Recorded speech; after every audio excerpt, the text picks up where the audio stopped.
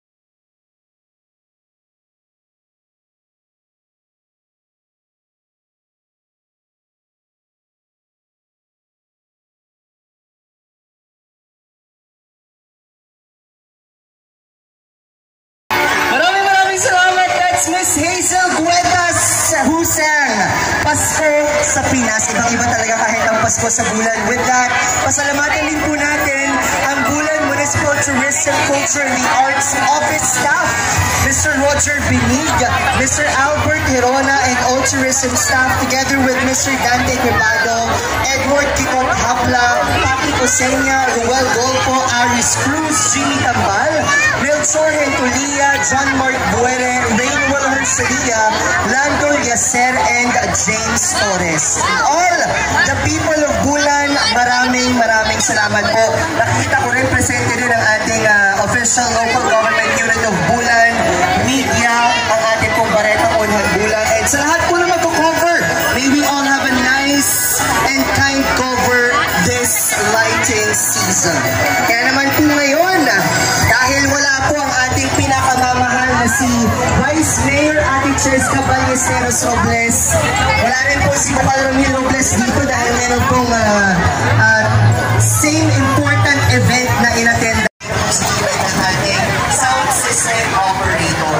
Kaya naman po, bago po natin buksan at tuluyan ang ating Bulan Presidensya, maraming salamat po ulit at tiyak ay may iuwi at memories via pictures. Kaya naman po, mag-post po tayo right back at ang Bulan Responsors to Nursing Culture Arts Office or yung Kalati Cheska, yung Pagkakarami, para po manalo tayo ngayong gabi. Yung sa LG Bulan